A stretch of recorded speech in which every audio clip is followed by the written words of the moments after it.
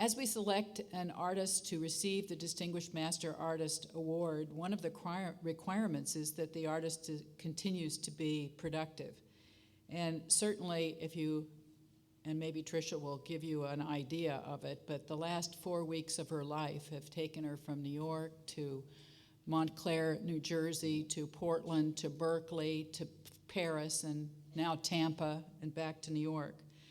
She is at a moment in her artistic career in which she is deeply immersed in Japanese culture and history. And one of the things that we were unable to do with this residency here in Tampa, in the Bay Area, was to address her career or work in opera.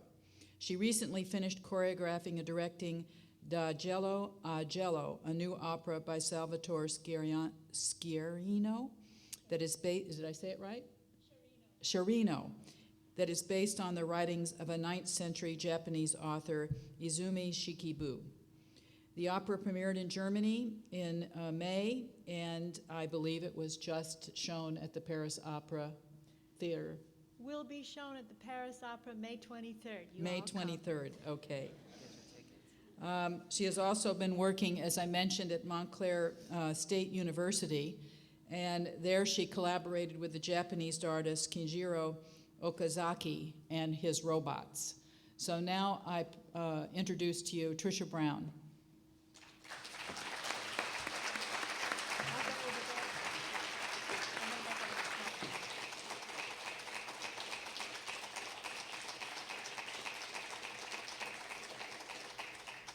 Something happened to my neck while I was watching the slides on the back end. I'm kind of stuck here now, okay? There. Oh my gosh. This has just been the most thrilling, touching, and if I start crying, just treat it like weather and I'll go on.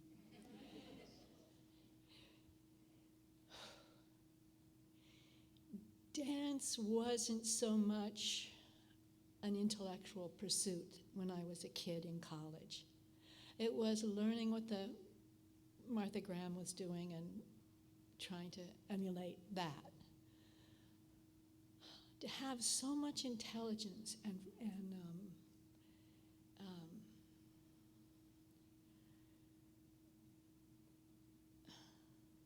not settling for the first word that describes things, but excavating down or out into a new way of speaking about dance, which I think, and about artwork. I don't separate them anymore, I guess. And it was just thrilling for me. And I think that I remember it took about 3 years for a new choreography to be met with positive reaction, because I had this very simple notion about making art, that the artist creates something new every time they step forward to the canvas or whatever their discipline. And so as a dancer, a choreographer, finally, I always thought I should make something new. And it allowed for me to romp through a whole lot of subject matter, because I didn't just make a formula or a disguised formula and repeat. And to have my august companions on this stage tonight give back to me what some of those works were is really touching. I can't say I was lonely waiting for the critic to wake up and give me say something sort of fresh that put me in dialogue with them, but I was busy. I was too busy to be lonely, and I went ahead in the way that I knew to make things, and the way that I chose to make things. So I thought when I was sitting over there, I would do an example of accumulation with talking plus water motor and pile on the problems. That was like one of the most exquisite pieces I ever did. And Jonathan Demme makes it look like sunshine, but there were long tours in Europe in which I was 1/3 of the program, standing up there with this and talking about some kind of multicultural poetry, starting with my room is a pink room. I got away with murder because a lot of them didn't speak English. And they became my best friends, in fact. But when I saw the original on the screen tonight, the way I disrupt my everything, I disrupt the flow of the phrase, I disrupt my thinking, and I just make that material. I make it the subject matter.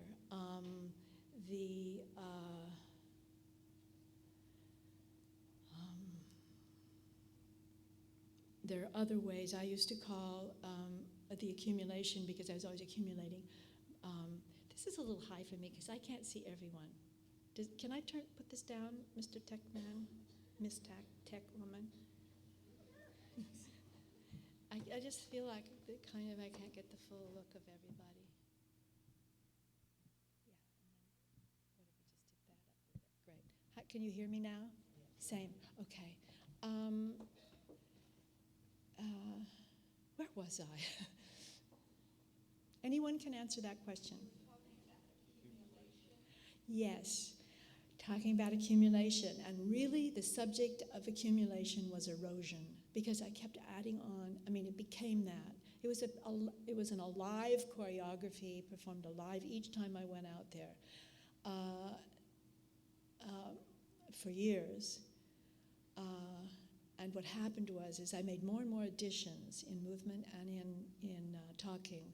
I couldn't keep, it was just impossible to keep track of it.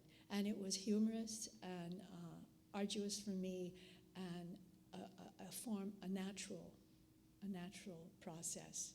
One forgets when they have too much on top, too many things to think about on top, and also these guys. That stopped when we went to Russia and to Moscow, and the translator from English into Russian asked me to give her the script of what I was going to say, and I said, I don't do that. And she said, well, I must be perfect in how I translate. And I was later told by other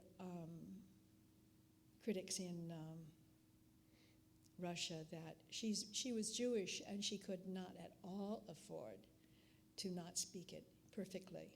So I agreed to do it, but I lost the spontaneity of the piece. I probably would have that spontaneity back now if I tried it, just simply because it would be so hard for me to do. But that ended the free form of accumulation with talking plus water motor.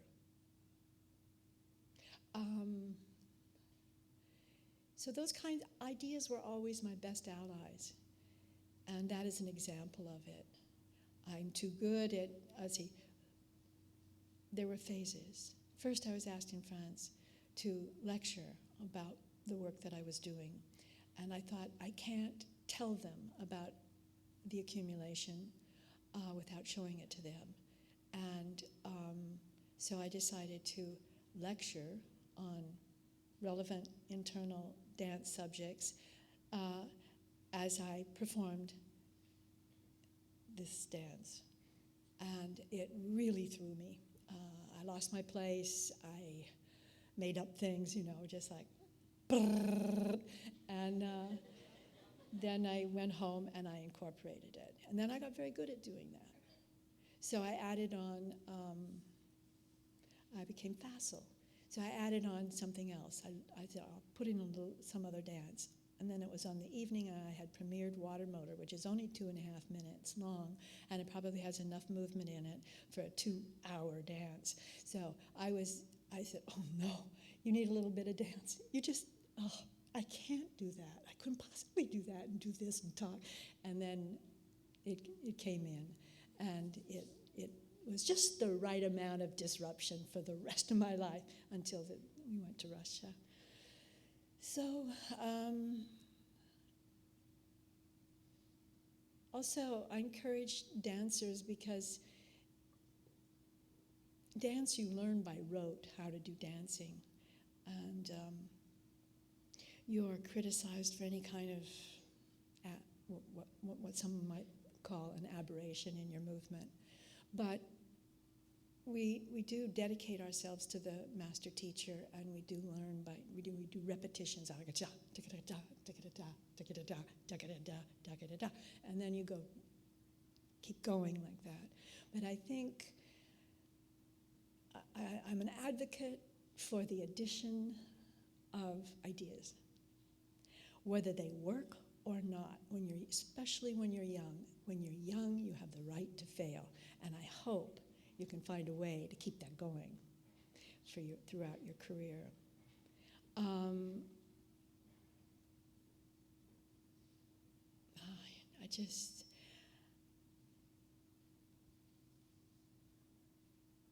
Can I open this to the floor, Margaret? Guide me. What would you like to know? Let's see. Take down the overhead lights just a bit.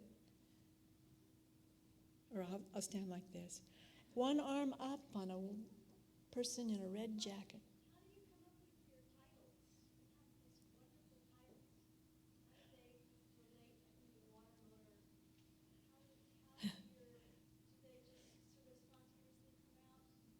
I like to play with words. I wrote a lot when I was young. It's another way of speaking to your audience. That's the key. That to get close enough to what the dance is, that it has a poetic relationship, and on the other hand, here's an example. I thought at one point I realized that titles talk too. They talk in the newspaper because they always put the title in. So they will live longer than the dance will probably. So I made one was Son of Gone Fishin'. Came from President Carter often put up a sign saying, "Gone fishing," and so it was in my mind, having gone fishing a few times in my life, and so I added on "Son of Gone Fishing." That's one of my it's either my best title or my worst title. I'm not sure which it is, but anyway, it is a way of talking to your audience one more time, up front and forever. Thank you for the compliment. Yes, sir. You say dance is learned by rote, yet we've not seen anything that seems remotely rote in performance that we've seen on the screen. Yeah. How do you explain? Well, I was speaking of the young dancer who really is drilled in repetition to learn a technique, either ballet or modern dance, that I know. There are thousands of other dance forms that probably do this very same thing. But I think there was this period in my life when I didn't, let's say, what shall I say?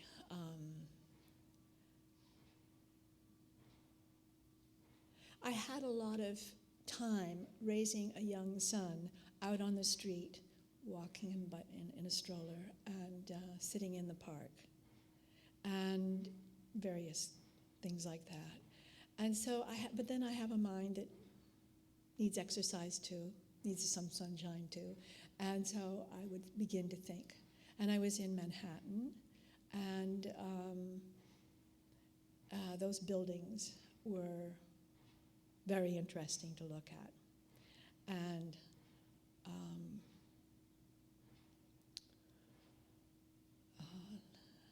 let me see if this is a sequence or not. It'll take me a minute to get through this. postmodern dance. You have the right to make up the way that you make a dance. And one time, a ballet choreographer said to me, "You can do anything that you want. It's so easy." And I said, "You have a formula to follow, and that's so easy." And from my perspective, having a gazillion choices is really hard work. Winnowing it down to what it is you want to say or hope to say. And so the thought process was this. I always wanted to fly. Okay, just accept that. I'm not going into it. It's too personal. And so I thought, well, a dance has a beginning, a middle, and an end. That is an adage. And so I said, well, where do you want to... I put the building together with beginning, middle, and end. You can't start at the bottom of the building. Much harder to stop at the bottom of the building and walk up. So start at the top of the building, cantilever forward. There are two guys belaying out this figure, and it walks down. And it gets to the middle, and then when it reaches the ground, that's the end. So that was my argument with people who said that's not a dance. And that was the rationale for me doing that. And why I turned perspective on its head, or gravity on its head, and probably I shouldn't use that phrase. That was just curiosity on my part, and to make it the perspective of the audience was at issue. They are looking, as someone walks down the building, they are looking straight at them. So I'm at the top, and they're down there. So changing the perspective is something that I pursued quietly through a lot of my choreographies. Where you sit, what you see.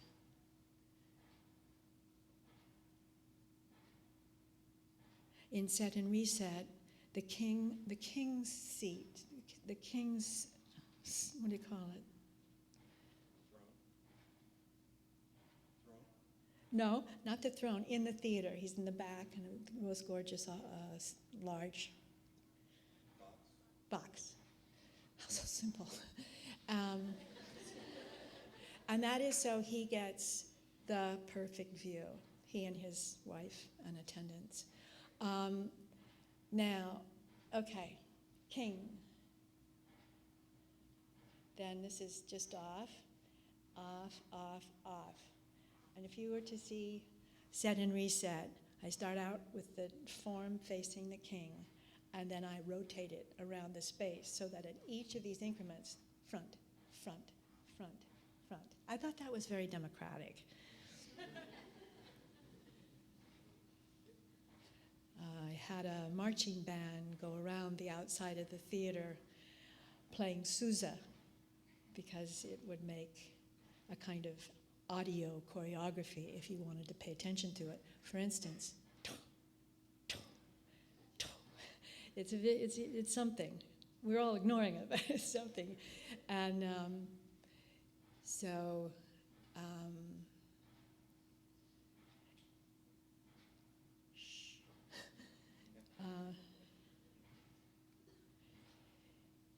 on the stage, I had a very delicate, I call them aberrations, I think, very delicate movements that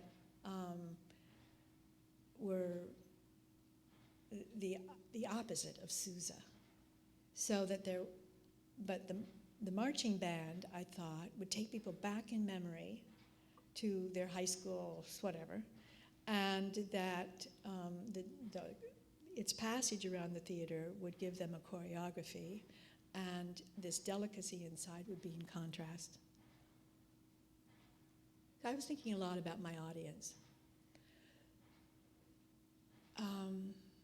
Hello? How do I choose the music with the sound? Or the sound. Or the sound, yeah. Okay.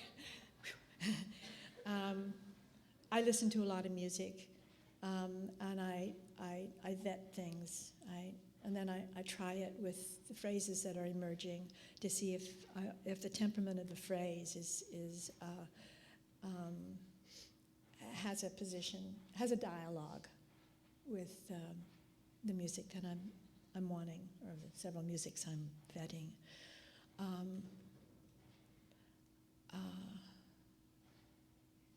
It's funny, when you were talking, I thought of something that might be a good subject.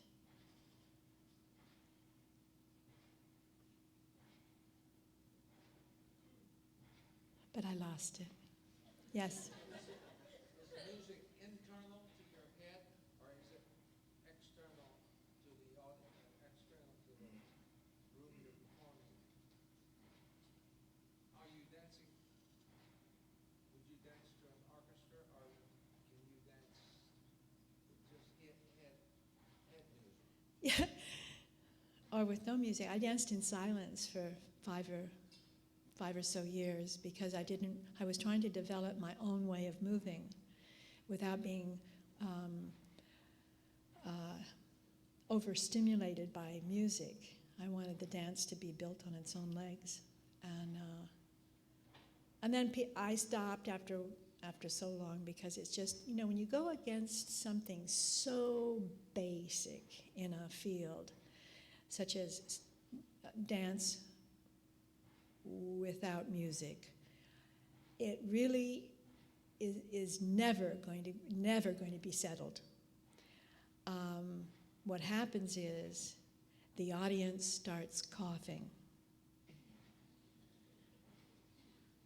And I just hated them for it. Because there are sounds in the environment, and I'm disqualifying that one over there. But the sounds of our feet hitting, the breath, whatever, was all I was listening to ambient sound, but not the cough. I couldn't tolerate coughing, so I quit.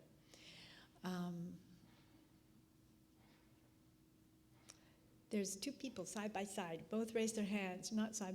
Got someone in between you. Would you first you? Yes, you.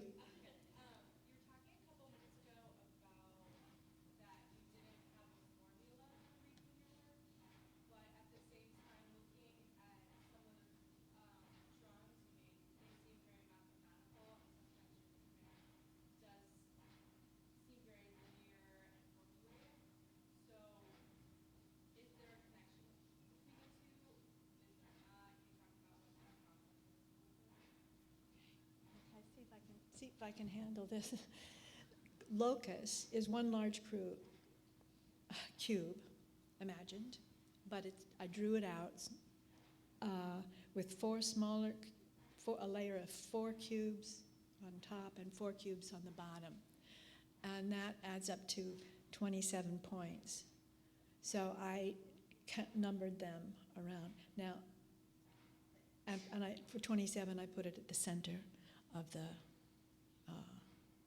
large cube. And I made the drawing and I numbered them, and I gave myself the instruction to just go directly to all of those places, points in space, and try to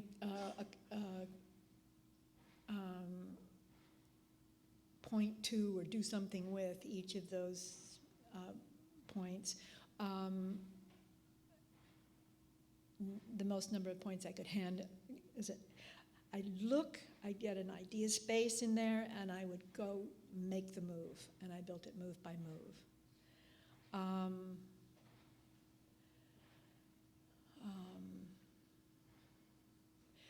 It did affect the rhythm of how I danced because it was kind of marshaled. 1, 9, 2, 14. Oh no, I didn't warm up. Never do that. 14. It's a hole. Okay. Thank you very much. And so that got me being methodical about getting to the moves unless I get a cluster. I love doing it, and guess what? I still do it. I made it in '75, and it was to personally graph the space intimately around my body because I have a very sequential way of moving. And in order to teach other people to do that, my new company that I was working with to do more amplified movement, I thought I should know my movement better. And that's why I took away sound and anything else that would inhibit me or push me. Yes?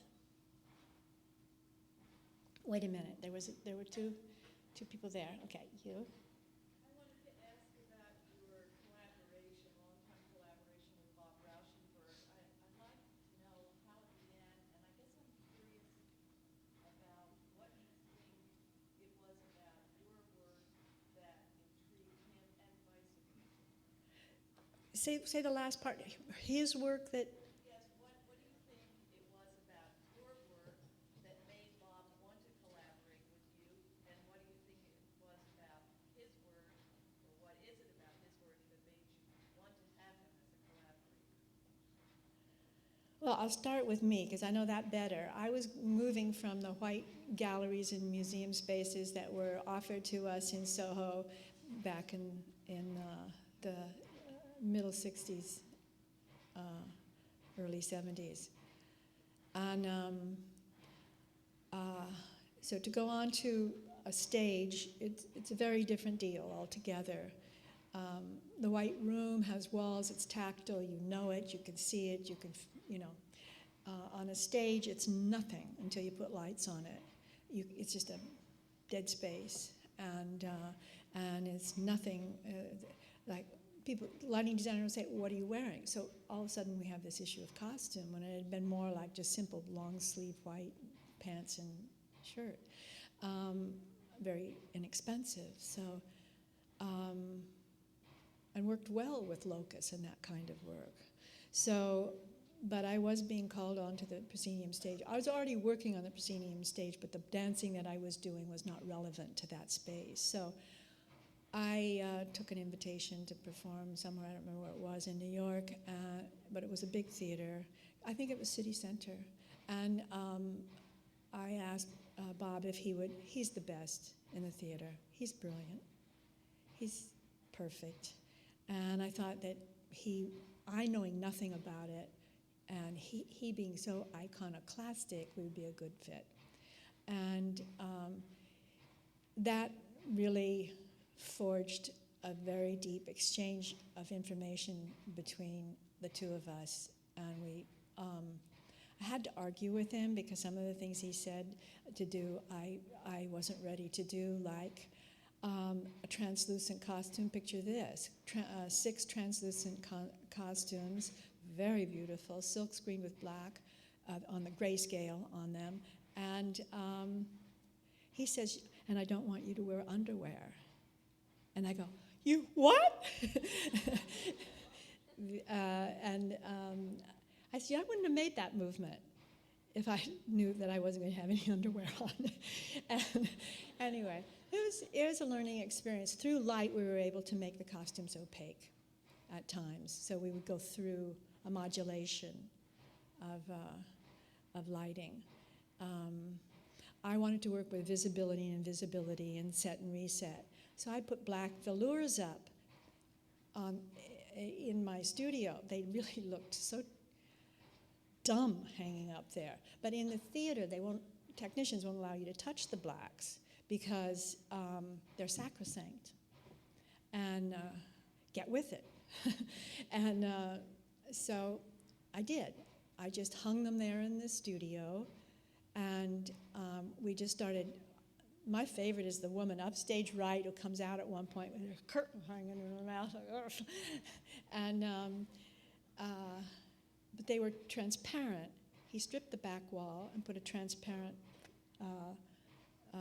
what do you call it, back there, and white, elegant strips on the front. Looked just like a tuxedo.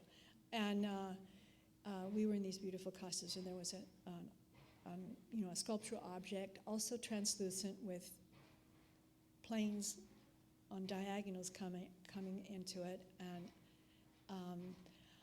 black and white stock footage, fast edited by Bob. I was there in all the processes, even the silk screening of the costume fabric.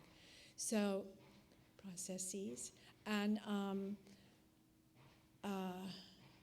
this thing is walking towards us, right? It is, isn't it? Maybe he's going to lunch. Well, we could go on with that. Anyway, so he came in, he saw the velours, he saw all the commotion, that's what he saw. And he'd already given me about 10 designs, all of which I took. I thought they were great. And he kept coming up with more and more. But he finally came to the studio, and then that's when he saw what he wanted. He wanted a 2,000-seat house. At that time, I wasn't performing in such a size house. And to see us, the dancers, the way he sees us when he's in the studio, and he can hear us breathing and sweating and whatever. So anyway,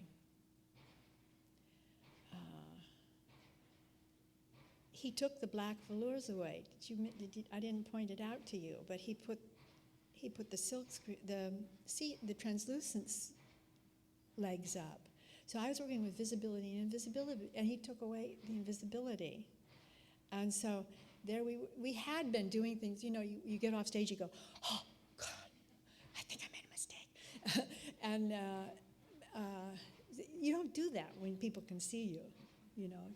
I remember once I turned my ankle just a little bit, not much. I didn't want it to go out across the world. Trisha Brown broke her left leg, so I got back against the wall. He took away he was trying to reveal the natural behavior of us, but he took it away from us when he did that. But anyway, I'll tell you, he did absolutely the right thing, and that's why. Now, why did he put up with me? Because I was able to say when he called me at 3 a.m. from China, it'd be an assistant saying, Bob has an idea for a new set. I'd say, okay, put him on. But I got an idea for a new set for you. Bob, call my office in the morning. We were a good pair. I once described our relationship as, I leave one foot on the bank of the river and I put the other foot in the boat and I shove off, drawing the left leg up underneath me, and Bob just jumps in the boat. So we were very good. I think we had a very good balance in that regard. Anyway.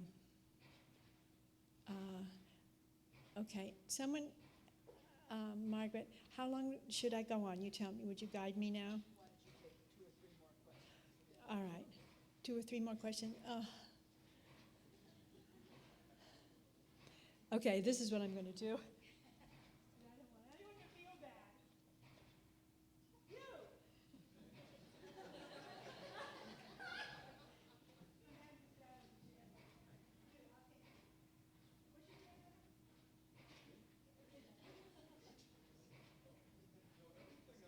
read about Trisha Brown seems to start at Judson. So I have 2 questions.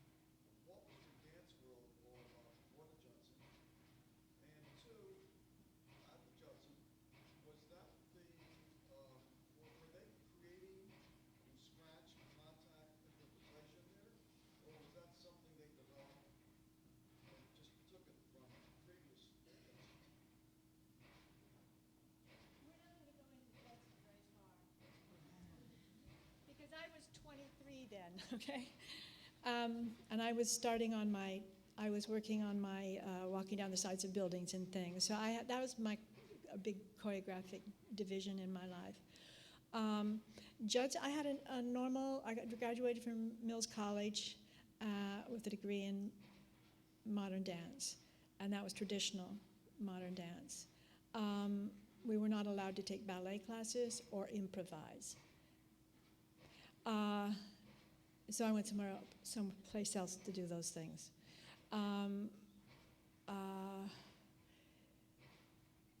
We had an aesthetic rose up out of Judson, and that as we performed in each other's pieces, we were like our own dance company with different people selecting from the pool, and Anna Halprin was the the important improvisation figure of that time in Marin County. She was speaking while dancing. She gave assignments. To me, it was like an insane asylum when I got there. I never heard anything like it. And I can remember once she said something about climb up on top of each other. I forget the assignment. Anyway, we're up. And no, I don't want to get that example. The example of task, that's the better one to make. Task is a found object in dance. Sweeping the floor is like Duchamp's latrine. So you take movement from task, from action, normal actions. That was a very revealing and very deeply teaching assignment. And they were all her company was very accomplished improvisers, and improvisation at that time was considered like a really below consideration amongst our teachers. Louis Horst, who's the great choreographic teacher in that period, was called improvisation, turn out the lights and announce happy hour. Well, if you're doing task, you're not, there was this other whole movement that was being born, coming from Halprin. And voila.